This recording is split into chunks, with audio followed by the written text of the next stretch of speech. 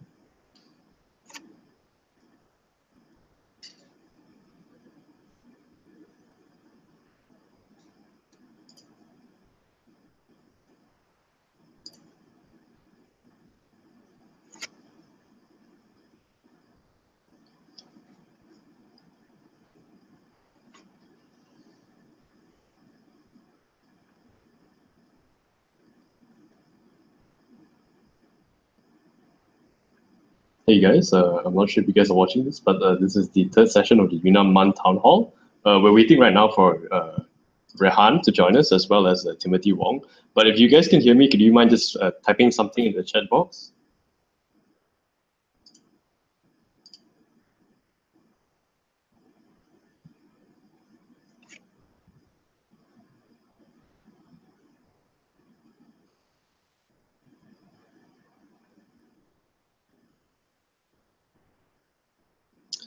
All right, nice. Okay, it's good to know we're going live. All right. In the meantime, Rehan's coming back from Fairmont, and Timothy is occupied elsewhere. But I suppose I should just be talking a bit about what we're going to be talking about today. So, as Rehan has mentioned, one of the things that we're going to be focusing on today is the possibility of looking into changing the UNAM-MUN League. So for those of you who are just tuning in, the UNAM-MUN League, as you guys are probably well aware, is what we did at the start of the year that we launched alongside UNAM-MUN IC.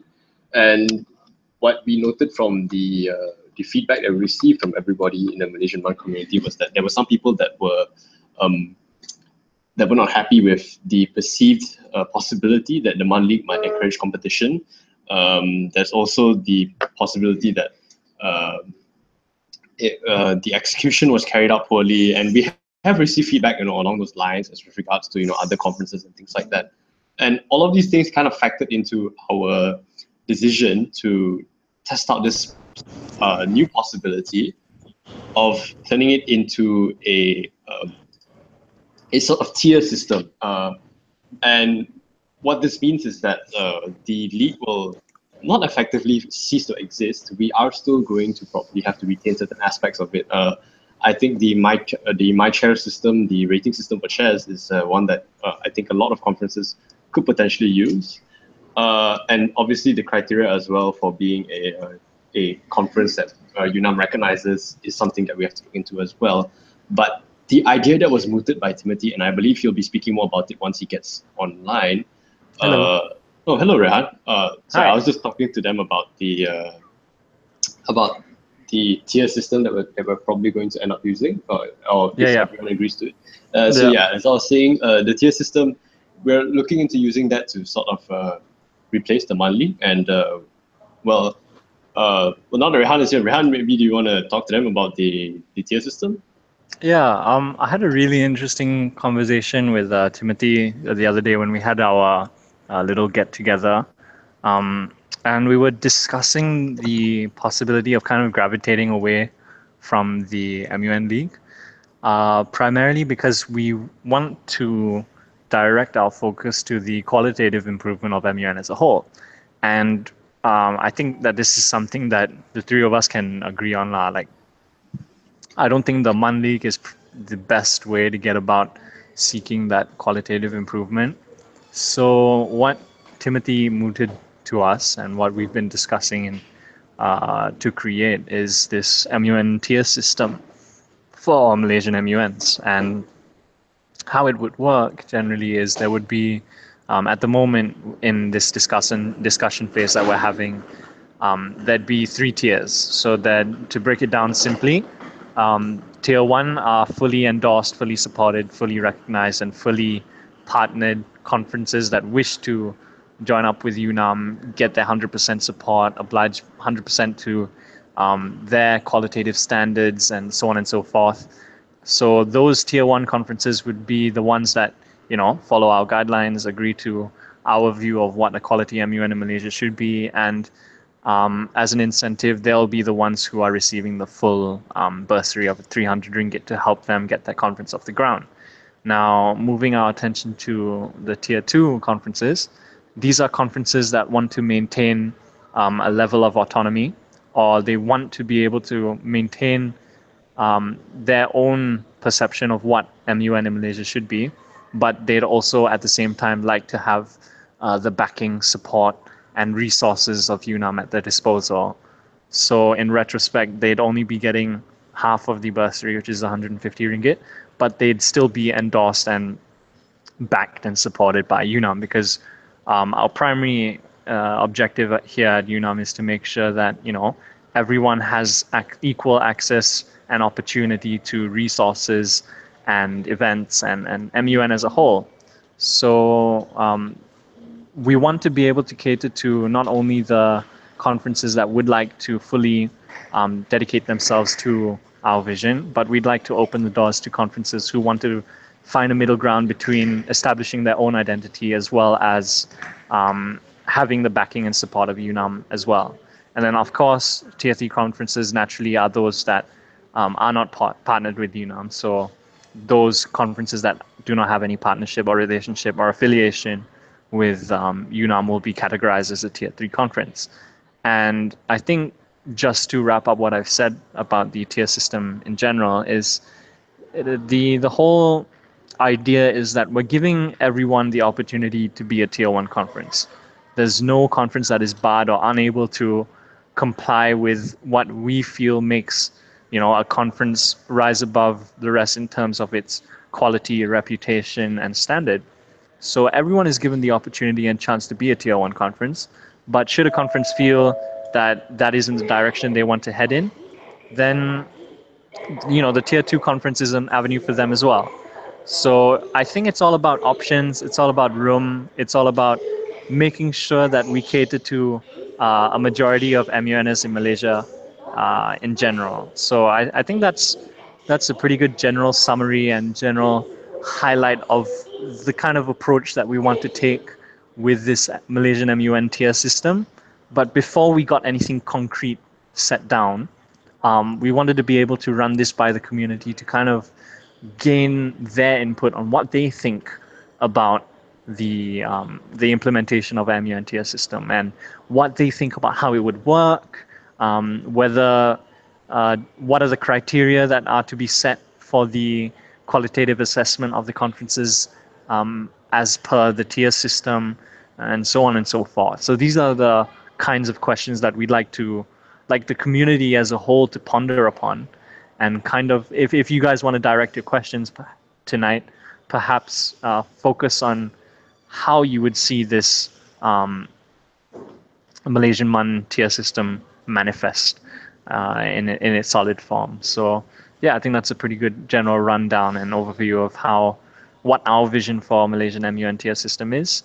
And yeah, we just like to hear what you guys have to think or have to say about that. Definitely. And okay, the audience is starting to pick up a little, but we always have room for more. So if you guys want to ask your friends to hop on as well, then to pop any questions at us, please feel free to go ahead. But as Rehan said, we're still looking at this from the aspect of getting approval from the committee, from the community, or rather running this idea by you guys first through the town hall sessions, just to kind of get a feel of what it is that you guys want, how we should go about this. But I do think that to a certain extent, there are aspects of the league that are good, are potent for us, and obviously we still do need to retain the league at least up until possibly the end of the year, just to ensure that we do get our Singapore-MUN participants, the UNAM Malaysia youth team, to Singapore-MUN and Yale and US-MUN next year. It's still going to be our primary selection process for that, and we're still going to vet people. But like I mentioned earlier in the call, we did run into some issues, speaking to some conferences, our partner conferences, and these are things that we obviously need to rectify. And this is uncertain territory for all of us, because Rehan and I, we just came into this job, and we're still learning things, we're still picking up grades and things like that. So yeah, well, we hope that we're going to be able to fix things up as we go along, and this is one of the ways that we're looking at. Yeah, for sure. And touching up on what Kian Young said, you guys have to understand, and I hope you guys are able to understand where we are coming from when we say that the main motivation for us to establish this tier system is to establish some form of solid standard or some form of quality assurance in Malaysian MUN, because as I've said in plenty, I mean, if you guys have approached me personally and if you've talked with me about this whole issue about quality of MUN in Malaysia, I always bring up the point about how Malaysia is so blessed to have, such an amazing and awesome number of people participating in MUN these days. And I was contrasting that with Timothy's experience with MUN when he got everything started off in Malaysia. Everything was, at best they would go for about 3 conferences a year. At the very best, more often than not, it was just 1 or a couple conferences a year. And those conferences were built around professionalism, quality assurance, and making sure that they set the tone for MUN in Malaysia. And as the numbers grew in Malaysia, that is a beautiful thing, of course, but it had its opportunity cost. There was a trade-off when the numbers grew so exponentially. And I think Kian Leong can agree with me on that, because, in the last decade, for sure, the last 5 years even, MUN in Malaysia has grown exponentially. Every single institution wants to have their own MUN club. They want to have their own,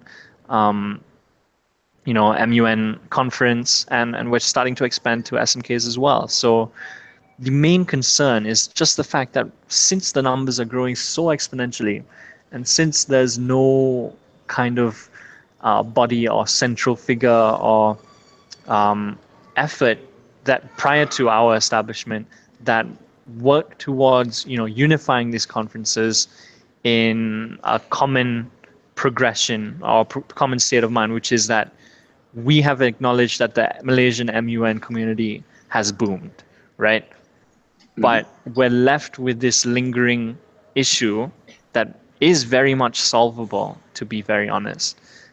The quality of MUN in Malaysia has dropped, and that is as truthful as I can be with it. Across the board, when it comes to how some secretariats run their conferences, when it comes to the quality and what it means to be a chair these days, a lot of people have deviated from that. And going down to the masses of the delegates even, like, I feel that a lot of people have gone out of touch of what it means to be an MUN, or what it means to be someone who role models or role plays as an aspiring diplomat. We've kind of got out of touch of this professional or high level of standard, high quality standard, not to glorify or put MUN up on a pedestal. It is a beautiful opportunity, and I've said this before.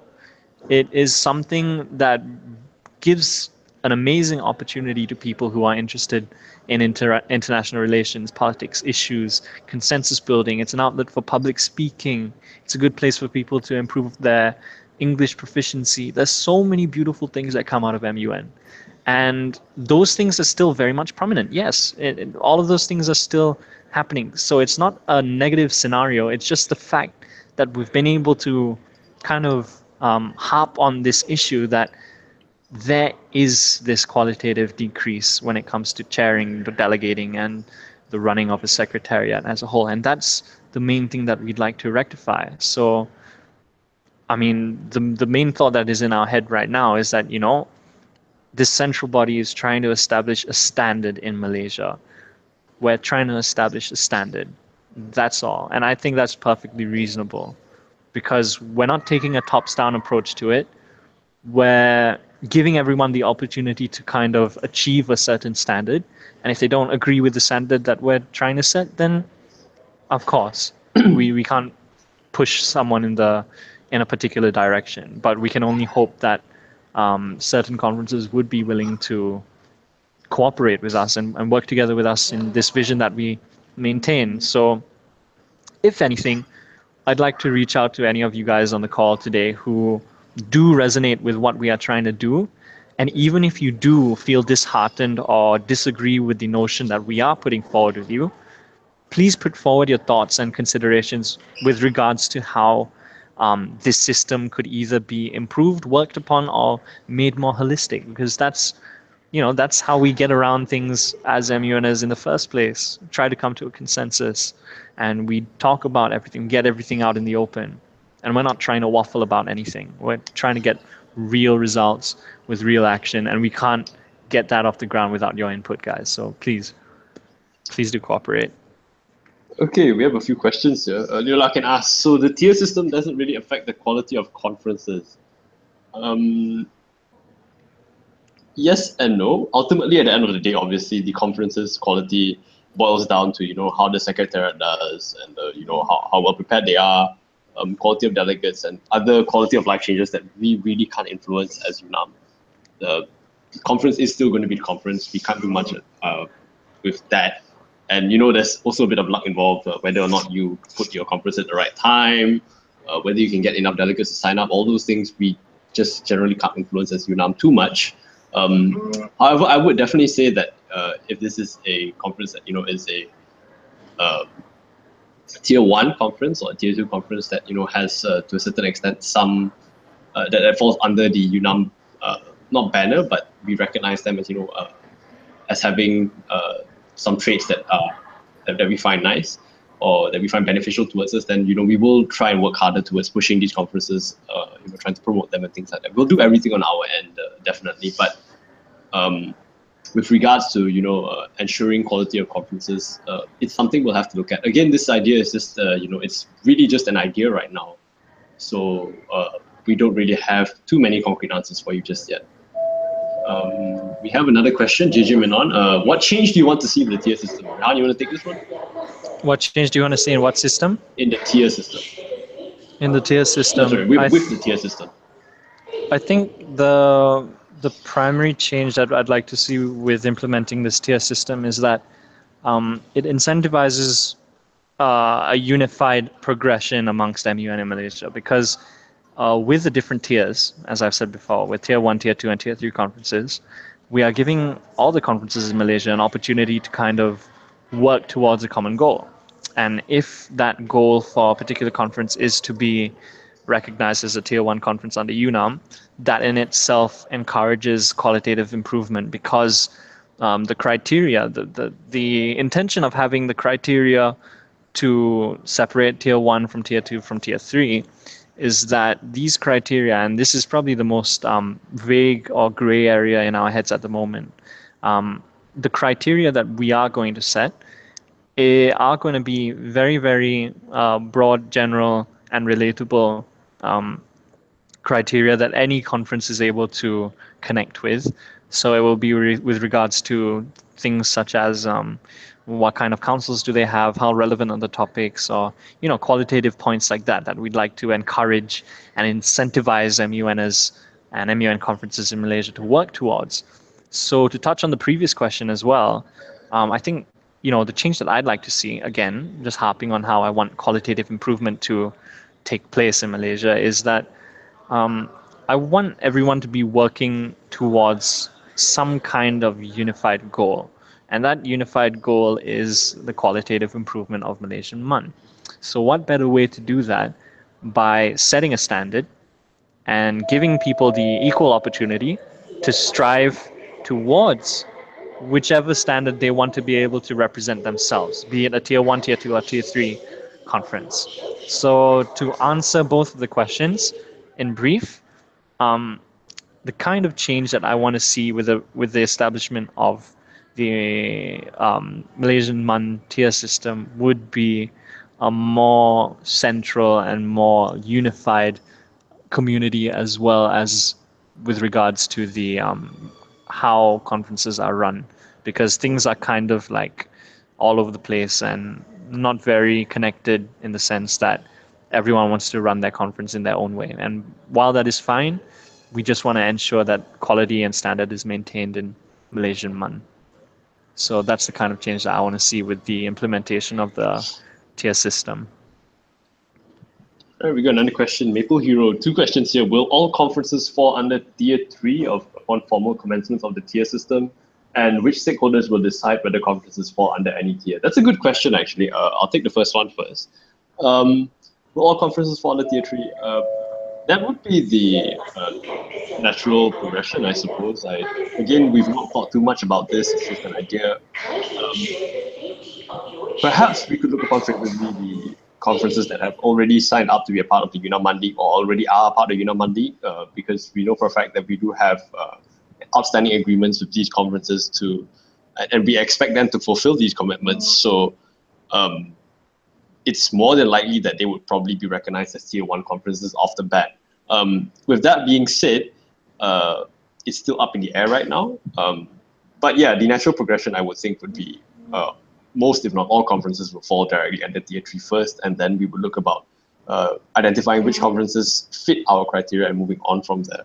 As for which stakeholders will decide whether conferences fall under any tier, I think it's safe to say that it's going to stay with the UNAM-MUN task force, probably between Rehan and I, and in consultation with the UNAM Youth Circle, because again, this does require the use of UNAM branding and things like that. So it's more than likely we will be deciding which conferences will fall under which tier. Rehan, do you want to take the next question? What was the second question as a whole? Next question is Leo Larkin. Is the tier system an internal system that will not be shown to the public or otherwise?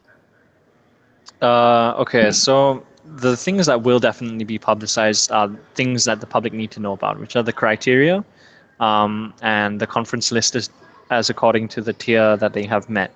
So with regards to, I think a majority of the information will be at the fingertips of the public, because there's not so much information that we need to retain. I think the only, and this has been a bit of a constant with how UNAM Youth has operated, the only things that we kind of keep to ourselves are the personal and private databases that we have. Like, for example, MyChairs, that's how it operates. The database that we collect, we obtain consent from the relative, to the related parties and participants, and we withhold their personal information without distributing it to the public. So to answer your question, those are the things that are going to be kept private, and the rest of the criteria, information, descriptions, the listings of what conferences are recognized as according to what tier, all of that is going to be at the access of the public as a whole. Is there anything else that we don't withhold to the public, Ken Leong, that I'm missing out on? Because to my knowledge, I think it's only our databases that are kept confidential. I don't think you missed out anything. I think in the interest of transparency, and again, this was a big criticism of the UNAM-MUN League as well, and ongoing criticism really, being that we're not transparent enough. I don't think you missed out anything, and I think the community has a right to know how and when we use the data and things like that. And obviously, there is an added bonus of if we're more open about collaborating, conferences more open with working with each other and with UNAM. We hope they will be able to share information more, especially the chair rating system. I think that's a particularly important one, to be able to gauge your growth as a chair, and also how delegates feel in your council and how they think that you should be progressing as a chair and what you need to work on.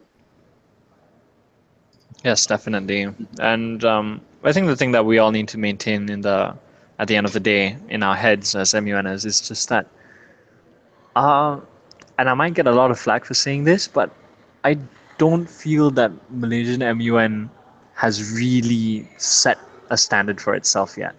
And I said this in my speech at TCSH-MUN. I felt that Malaysian MUN is going through its coming of age. It's starting to mature, starting to get a grasp of what its purpose and role is in the co-curricular activity realm in Malaysia. And with that comes a lot of uncertainty and a lot of gray areas and doubts and stuff like that. So it's perfectly normal for you guys to be, out of touch or disgruntled with some of the things that we are trying to put forward. But I just like to remind you guys that at the end of the day, we're all trying to work towards a common good. Like, we just want to see Malaysian-MUN improve, and to be able to say that, hey, we've set a particular standard for Malaysian MUN, and this is what we all want to work towards. So I think that's a general answer that could be tailored to a lot of the questions that have been asked so far.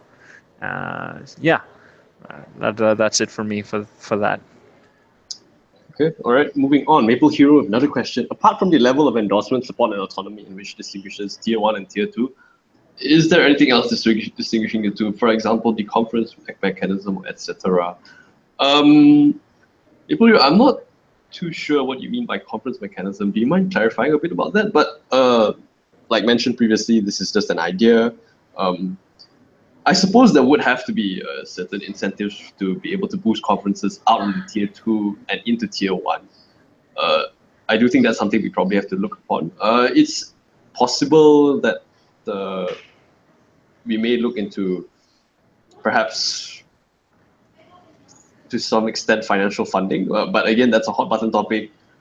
We still need to look at that, and ultimately, we will need to get back to all of you guys about how we see this moving forward. Yeah, those are some of the ideas on the table of advertising, to some extent financial funding, and any other way in which we can help, really. Perhaps branding, marketing the conference, and using the UNAM brand. We may be able to do certain outreach programs that conferences themselves naturally wouldn't be able to do.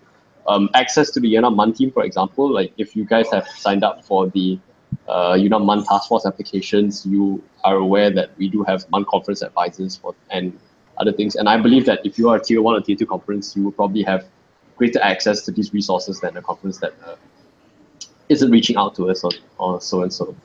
Conference mechanism, how the conference is run, for example, by whom. We're not looking to make the tier thing, the demand tier system, an oversight sort of system. I think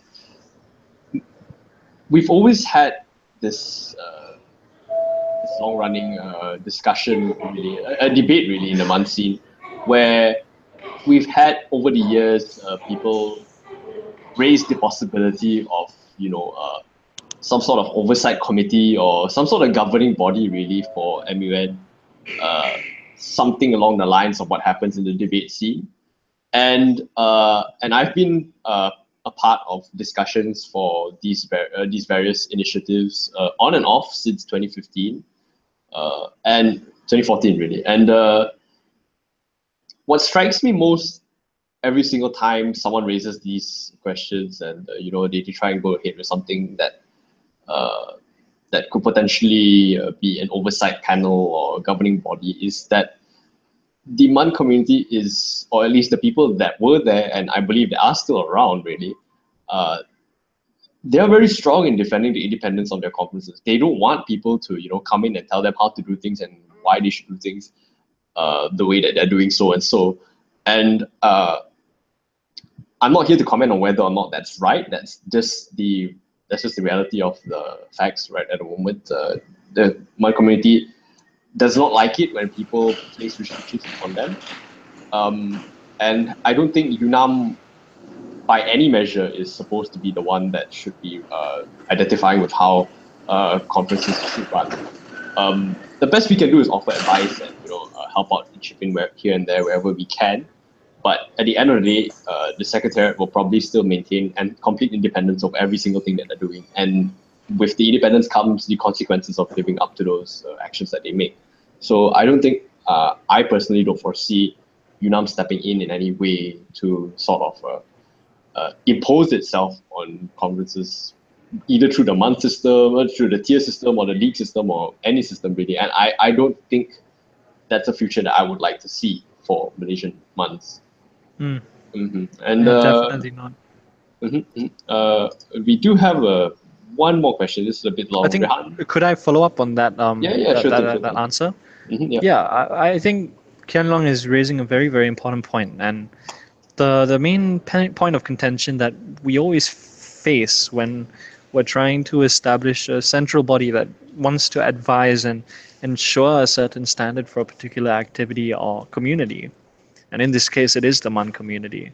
I think it is imperative for everyone to understand that in no way are we trying to impose anything on delegates, chairs, secretariats, conferences, clubs. No, that is not what we're trying to do. We're not even trying to impeach their sovereignty in any regard. And that's a point that Kian Leong brought up really well. And that's something that I need you guys to be able to understand. When it comes to our capacity of cooperating, working with different conferences and clubs, we're merely here to serve as advisors. We're here to help and support conferences in their journey to achieving what their own personal goals are. So when it comes to the establishment of an MUN tier system, it's not so much about manipulating the core mechanics or the core fundamentals that define a conference in their own personal regard. It's more about ensuring that the core values of MUN are maintained in conferences in Malaysia. So if there's anything that we're trying to encourage in Malaysian MUN, it is merely these core values and core elements of a conference that we'd like to see conferences readopt and reaffirm in the running of their own conferences or MUN clubs. So such criteria or defining factors would be things like the relevance of topics or the quality of chairs, the way that these institutions approach chair applications and review their chair applicants. It goes down even to the level of the secretariat. Do they have a functioning secretariat with established roles? Does it allow them to establish a sense of sustainability and continuance in their own conference? See, these are the defining factors that we want to be able to see in conferences. It's not, we're not taking away their name. We're not branding them as a UNAM conference because we seek to obtain ownership of them. We're not trying to even impeach their sovereignty in any regard, in fact. If anything, we're just doing our very best to remind the community that there are certain values that quite a few conferences and individuals to the grassroots level that they have let go of those certain values. And if they haven't entirely let go of them, they have definitely forgoed them in favor of things that were never really defining factors to what MUN was. And I won't go into detail about those controversies in this call because the focus is on establishing this tier system that would encourage more positive elements and values in Malaysian MUN. I think all the controversy can be put aside in because we are trying to say that by establishing this tier system, the only thing that we're aiming to do for these conferences is set a standard to establish core values once again in the Malaysian MUN scene. I think that's imperative to understand. All right, we got another long question from Leo Larkin here. Originally, when I thought about a MUN tier system, I saw that the different tiers would show a status of quality where quality slightly differs amongst the tiers, where the top tier will uphold a certain prestige, while the lower tiers would generally be lower in prestige. However, the quantity of conferences will differ between tiers, as higher tiers will often be less common than the lower tiers. Okay, this doesn't seem to be so much as a question as is an observation. I suppose to a certain extent you're right. That's just the natural scheme of things.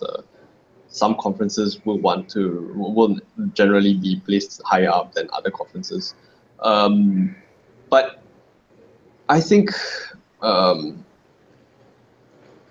I think at the end of the day, irrespective of what tier the conference is on, you still want to know that you're paying and that you're going to get value for the money that you paid for the conference that you went to. And while the tier system is a means to an end, there's absolutely no reason to say that a tier 3 conference is going to be is off the bat going to be worse than a tier 1 conference, and vice versa. I don't believe so, and I think that secretary members out there that are extremely talented, that have a lot of experience in planning conferences. They're absolutely going to be able to pull off a massive conference if they're able to. And Rehan is right. He's mentioned like he said in his speech, and he's mentioned just now that the general quality of MUN in Malaysia, we haven't really set a benchmark for ourselves, and it's been sort of it's been not all over the place, but we haven't exactly hit a very sweet spot as far as quality of conferences go. Haven't matured yet, lah. Yeah, definitely, we haven't matured yet. But I would like to relate some of my experiences in this particular regard. I went to a conference in Singapore in 2015. It was a pretty elite conference. We paid substantial amount of money to go there. I went with my school, by the way. Yeah, we paid a fair amount of money to go there. And I mean, this was before the whole before our currency dropped like a brick, and the exchange rate became 3. But I mean, it was still a fair amount of money converting to Sing dollars, and staying over there, staying overnight, and things like that. And quite frankly, having been to that conference, I can straight up tell you that despite all the pomp and glamour that went into it, and it was a really nicely marketed conference, to be honest. The advertising was spot on. Delegate handbook looked amazing. If delegate handbooks were cakes, I guess this would be like marble cheesecake of handbooks. I don't know. I'm hungry, guys. Just ignore me. But the conference, for all the money that we paid, wasn't worth it. I've been to Malaysia conferences that are many, many times better, and I would say that as far as the tier system goes, it's a means to an end, but don't necessarily let it be the ultimate decider for you as to which conferences you want to go for. And it may be taken as an indicator of quality, but don't let it be the be all end all. Yes, for sure. We have another question coming in. Rehan, you want to take this one? I'll read it out. Sure. Okay, Maple Hero says, you've mentioned that any conference can be under tier 1. Nevertheless, will there be a quota or cap on the number of conferences depending on UNAM's capacity? Yeah, that's a very interesting question. Thank you so much for bringing that up.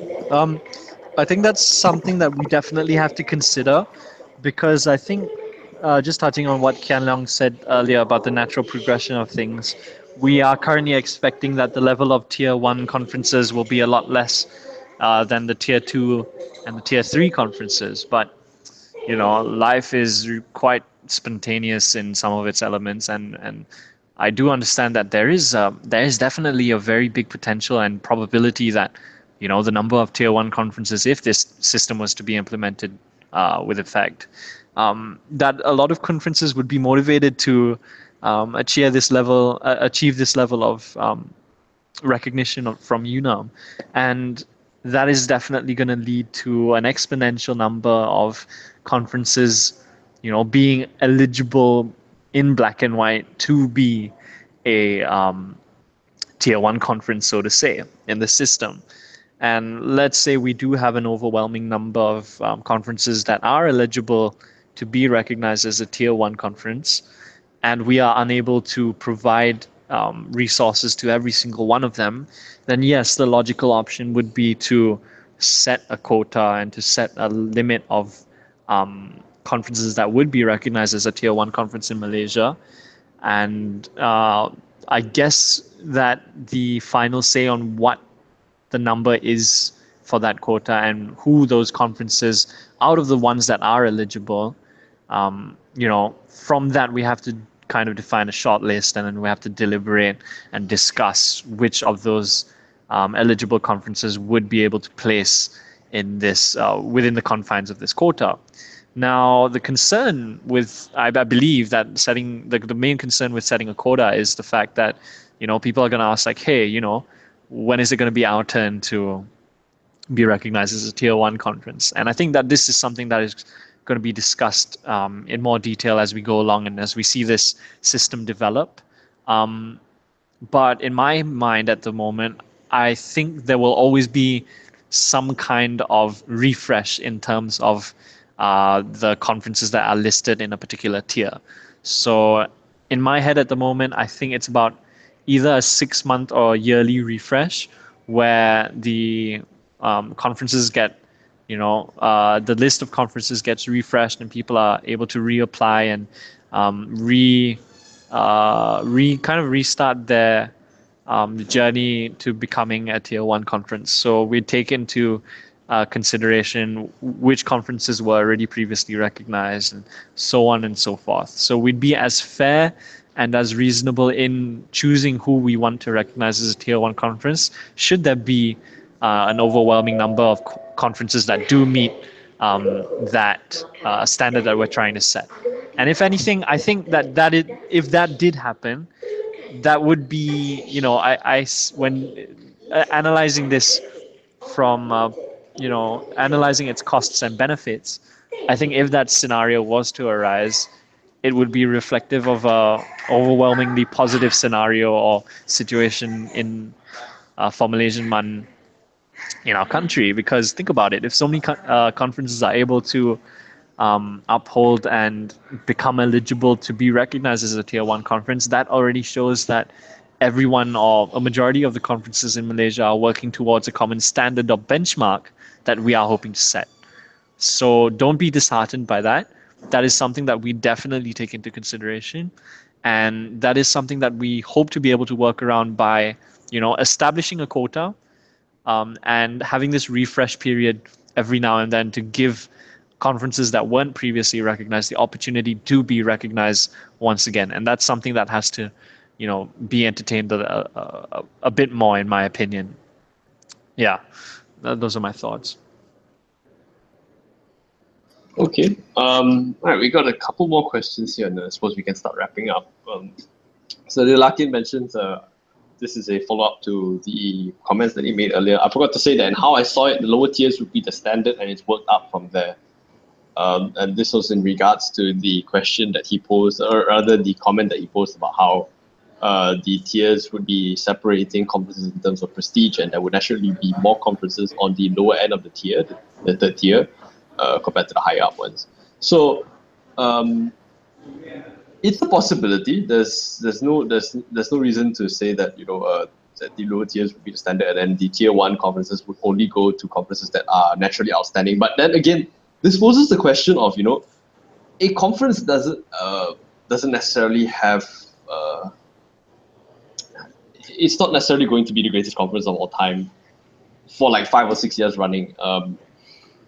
I mean, we have some really, really long-running institutional conferences here in Malaysia that have been around for many, many years, and some of them, quite frankly, just fail to live up to the name and to the hype that builds up around them. And there was a time when these conferences, there were fewer conferences in the MUN scene, and so people naturally tend to congregate around these more recognized conferences. But we know now for a fact that that's not necessarily the case anymore.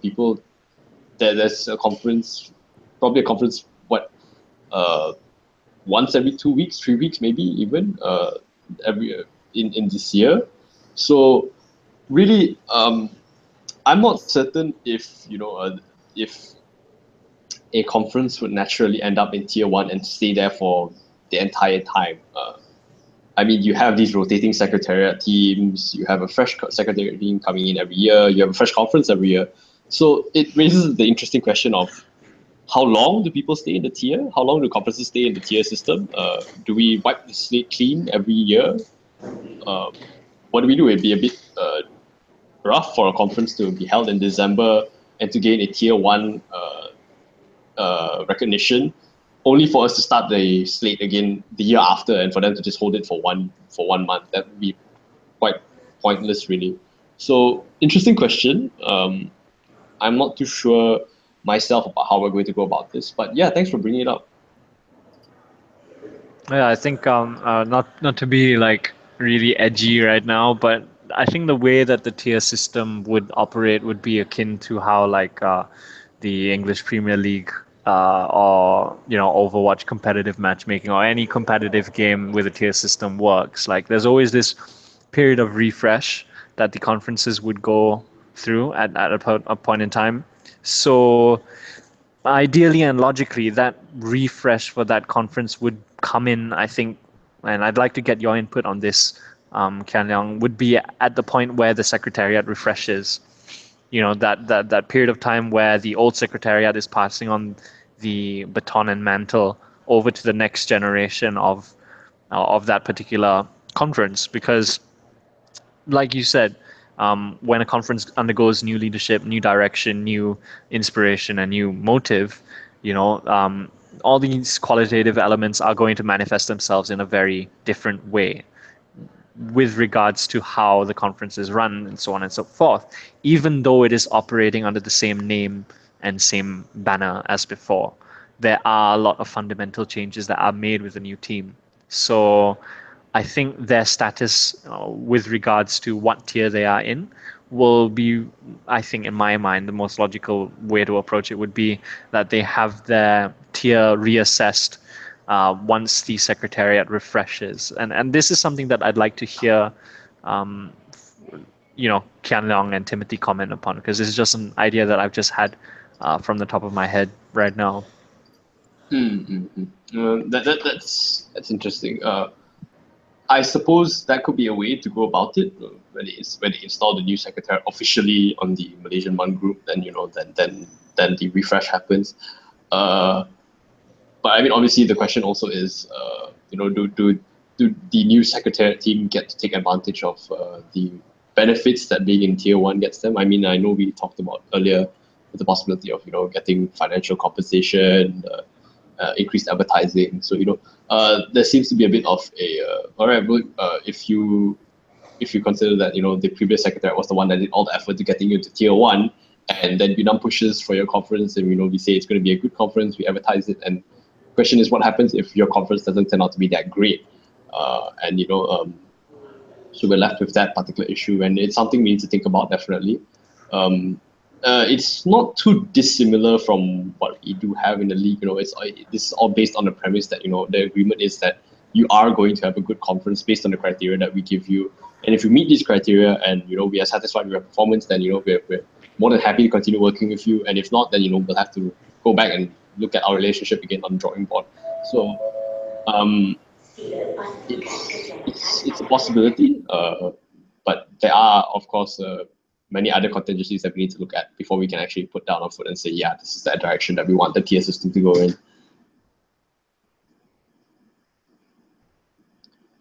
Okay, we've got 2 more questions here.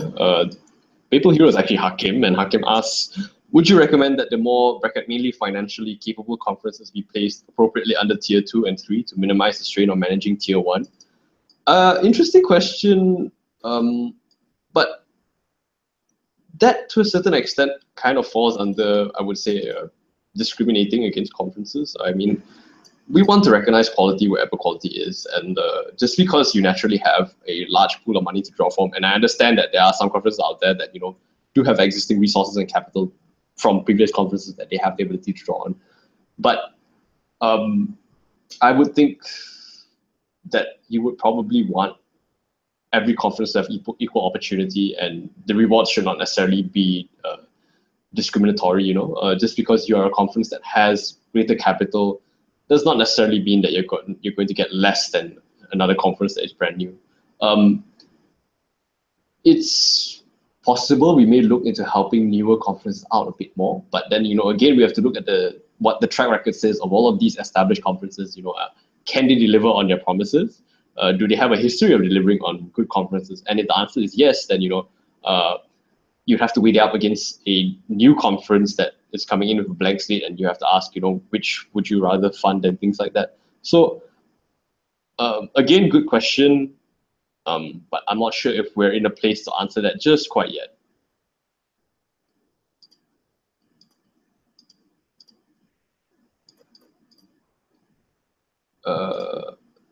Okay, Leo Larkin's here as well. I also just realized the major flaw in my thoughts that everything I said can only be judged after a conference. That is true. But really, I suppose we've come to expect certain things of conferences in the MUN scene. I think as far as conferences go, we definitely do expect to be treated fairly in terms of pricing. I think at the very first town hall, people were talking about how the prices of MUNs in Malaysia have gone up, and obviously there is the question of how much is a fair price to be charged for a conference and things like that. We also expect some quality in terms of chairing, in terms of the research reports coming out on time. I realize that's been a problem for certain conferences, and that also boils down to whether or not the chair has submitted those research reports on time. We're not too sure again, about how the tier system exactly will go around.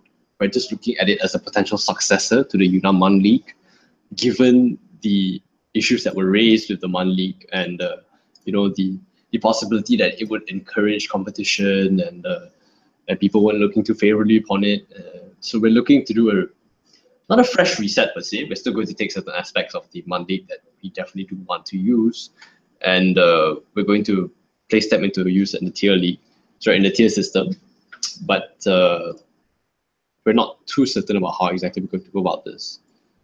The Trident, do you think UNAM is the correct body to be classifying conferences? How do you propose to implement the system in reality? It's all right, we didn't cover this earlier. The first question, do you think UNAM is the correct body to be classifying conferences?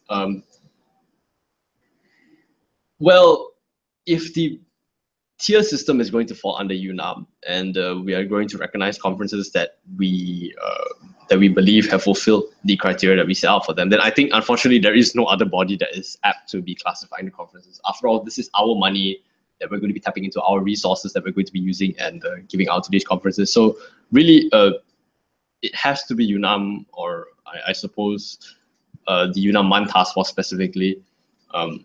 I'm not too certain whether there is any other body really that could be classifying the conferences for us and submitting reports for us to read on. I'm not too sure that that's something we're going to be entertaining at this point in time. At the same time, like I mentioned previously in the call, there has always been this very strong sense of independence as far as Malaysian MUNers and their conferences are concerned. And there are some active veteran MUNers in the scene right now that I know very much would very much oppose a conference, some sort of body that comes in without their approval to sort of, just brand their conference, or to give a label to it or to grade it, and to install oversight upon them. So I'm not too certain whether another independent body would be a good idea for that. And I mean, at the same time, the UNAM-MUN task force does have individuals on it that are experienced MUNers. Some of us are active, some of us aren't. But we do have a fair amount of experience under our belts. And the president of UNAM Youth, of the UNAM Youth Circle, Timothy Wong, is also a former MUN in Malaysia. So I think it's safe to say that between all of us here, we do have a substantial amount of experience in MUN. So I don't think we'll be likely to misjudge a conference per se. But again, it's all based upon how the conference performs. And like Leolakan said, it can only be judged after a conference has happened. So we'll be keeping close tabs on everything that goes on. And how do we propose to implement the system in reality? Good question. We haven't really come out with anything concrete yet. This is just an idea that's been floating around. Timothy brought it up, and we're discussing it right now with everybody just to get your thoughts on how you feel about it. We're not too certain, to be honest. We'll have to get back to you on that once we actually have something viable and we can actually roll it out again, probably at another town hall sometime down the future or so. So I'm afraid we'll have to take that question another time, because we really don't know this quite yet. Do you think there is an overabundance of MUN conferences as of now? And if so, will this solve that problem? I'm going to speak in a personal capacity here. I think it's gratifying that there are many MUN conferences now. This is something that we've never seen before, this growth, really. And it's rather exciting, really. Previously, there only used to be only so many conferences in a year. And it used to be a kind of pretty niche thing that everyone will go to every once, like maybe a couple of months or so. But now there's one conference, every 3 weeks, maybe a month, maybe 2 a month even if you're in the peak season. So I wouldn't necessarily classify it as an overabundance of MUN conferences. However, I would definitely say that it's an overabundance of conferences in the Klang Valley. We obviously want to see more growth in other areas as well. And while it may naturally start in the Klang Valley, I would like to think that there is an eventuality or a possibility that we are going to start expanding. I think more conferences isn't necessarily a bad thing. It's just a question of what happens when they start crowding each other out and they start taking and we start having too many conferences in the Klang Valley, which I believe we are getting to a certain point where we will have to ask ourselves as a community whether we want to go in this direction. With that being said, though, I think the number of conferences as it is already becoming a factor that plays into how secretariat teams sort of organize their conferences. I mean, it's just basic economics, really. I mean, if you have a group of delegates and they can only go to, say, X number of conferences in a year, and you have another conference right before yours, people naturally aren't going to want to go to yours because they've already spent money on the previous weekend. So I'm not certain. I don't think that, again, conferences need any pushing to reduce the number of conferences or to sort of take a break this year, can you come back next year, because quite frankly dropping numbers of delegates will probably end up doing that for themselves. If conferences can't even break even, they're not going to do it that year, and I think we're going to start seeing that sooner or later. Rehan, you there? Okay, well, Rehan's not here back yet, so I'll just take another question. Maple Hero asks, Hakim asks, aside to increasing the number of conferences, I think the bigger issue is also about how clumped the series of conferences get. We see July, November 2017. That's a bit unfortunate. Again, like I mentioned, conferences, if you can't attract enough people, you're not going to be able to pay off your bills, you can't break even, conference either isn't going to happen or you're going to have to find a way to fund it. It's really down to how the tenacity of the secretariat team to be able to pull through the conference. But I'm not certain again how much and how far UNAM can push conferences to to not clump up in a particular time period. And I mean, these are natural congregation zones for conferences. You're probably going to expect conferences to naturally peak during the holiday seasons and before exams. So a bit unfortunate, but there doesn't seem to be anything that we can do about that at the moment. Rehan, are you back?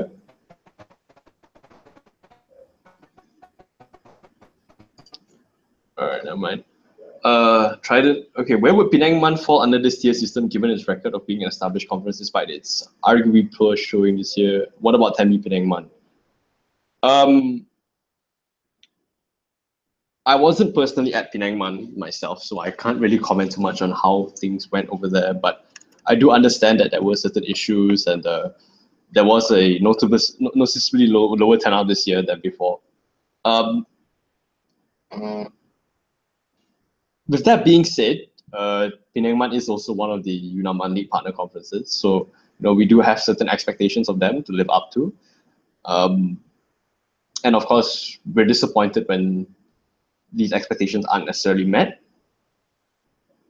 Where it would be on the tier system, given that it is a bit of a reputable conference, I would like to think that starting the slate clean, with the coming of the new year and moving past the MUN League system and into the tier system, if and when this happens, I would like to think that Penang-MUN would have as good an opportunity as any other conference to make it into tier one placing. Really, if anything, I hedge my bets on it actually getting there first before most other conferences, because like you mentioned, it is a reputable conference. It does actually attract quite a fair amount of talent. I think this year they were just a bit unfortunate. It was just bad timing, and a lack of luck, I suppose. Penang, after all, is fairly far away. It's not as expensive as Singapore, but definitely it's a bit of a commitment to ask for MUNers who only work around in and around the Klang Valley. They don't naturally move out of the state to travel all the way to Penang for conferences or really international. So I am not certain that this year's performance at Penang-MUN, if indeed it was poor, is indicative of what future performances will be. I'm not convinced. So I don't know. It's something that we'll have to look upon. As with regards to Tembi Penang-MUN, it is not a partner conference, so again, I can't mention too much over there. But from the things that I've heard, it was quite a success, and all the congratulations to them. Where would it fall in the tier system? I would think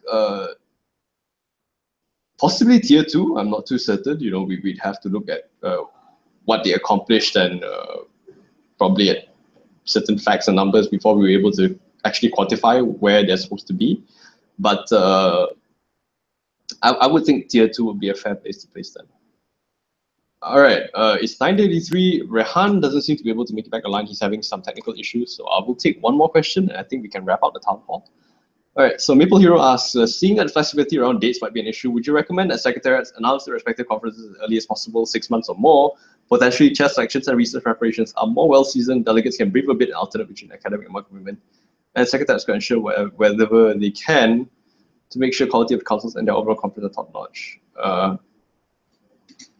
Hang on, let me just take that in for a second. That was a pretty long question.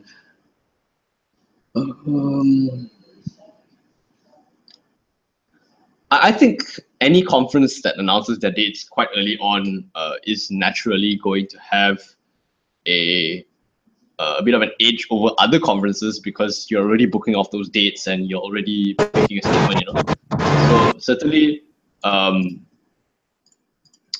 it would be nice to have conferences announce when they're having a conference as early as possible, and I think that's starting to become a trend that we're seeing a lot recently.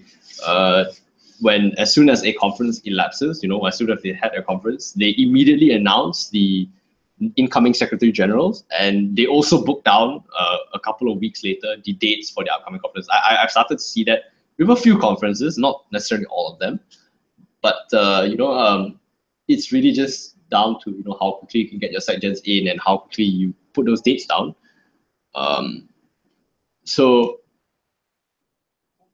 it would be nice, obviously, to go down the path that other very elite conferences have picked. Like international conferences that have months and months of preparation time for delegates and things like that.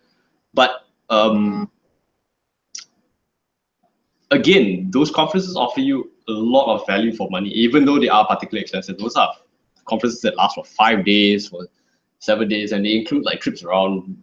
I think World-MUN took a trip around Rome or something like that. They had, so there's quite a lot of packaging that goes into that conference. It's not just the conference itself, and we haven't quite hit that yet in Malaysia. So, question is, it's obviously all well and good to be putting up these really extensive time frames for people, and speak to other secgens about your conference dates and things like that. But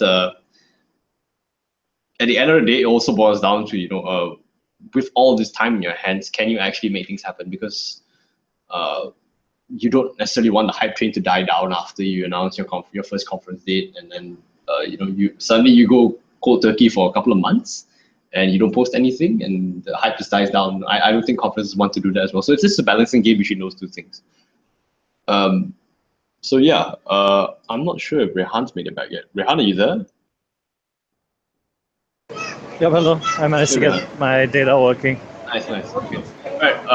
Well, that was the final question, really. But if you want to say anything, I think just to wrap things up. Yeah, I think just to touch on all the points that we have made tonight, the natural thing to wrap all of this, all of these contemplations up with a nice bow, I think, is to remember that we're all, part of this amazing community that is the Malaysian MUN circuit, right? And like, honest to God, what we are trying to do is set a standard and help Malaysian MUN through its coming of age in order to help it mature in a progressive, sustainable, and progressive manner. So long as we understand that that is what we are trying our very best to do, what we are doing as an organization is we're doing our best to moot our ideas to the general community before solidifying anything in order to assess whether this is something that we should follow up with. So if there is anything that could help us in making decisions that are truly representative of what the community needs, we need to be able to acknowledge the fact and the need for the community to get as involved as possible in processes such as these. And that is exactly the reason why Kian Leong and I have been able to establish this MUN task force as an initiative to open up our doors to the Malaysian community, Malaysian MUN community at large, to be able to have their voices heard, as well as to be able to give them the opportunity to listen in to what UNAM's initiatives are as far as MUN is concerned. And at the end of the day, I'd just like to end it on this note where we have to acknowledge the fact that MUN is a co-curricular activity. It is a beautiful stepping stone for so many pathways for individuals. And if anything, MUN helps initiate us and helps motivate us to seek this personal or individual development that we need in order to make these personal changes that will help shape our lives as growing people in the years that are to come. And, you know, I think that's something that needs to be acknowledged wholeheartedly by the community as a whole in order to ensure that our actions are truly representative of what everyone needs. So, yeah, that's all I have to say for tonight. All right, cool. I guess that brings the town hall to a close, really. We will try and have the report for the town hall up as soon as possible. But with that being said, I do have trials in a week or so, so I'm going to be MIA for quite a while. I do have my A2 exams as well. So this is probably going to be my last town hall for quite a while yet, I suppose. That's more than understandable, and it's okay because I'll be moving into my student accommodation on Monday, and you know, living in Sumanya, there's nothing to do there, so I'll be in my dorm the whole day through, you know, working on the research report. Sorry, too much MUN. Yeah, I'll be cracking on the report as soon as Fairmont is over, because I'm currently participating in that, and I'll be working very closely with Callie to make sure that that's up before, you know, the next week comes to an end. So rest assured, guys, it will be up as soon as possible. All right, nice. So I guess it's 9:40 now. We've been on for an hour and 10 minutes. Yeah, I think we made good time, good progress tonight. It sure has been. All right. So see you guys at the next town hall. And thank you guys for coming. All right, thanks so much, Kian Long, for putting aside the time to join us today. And I'm sorry I was a bit tardy. I was making my way back from Fairmont. All good, all good. All right, see you guys. Take care, guys. Thanks so much.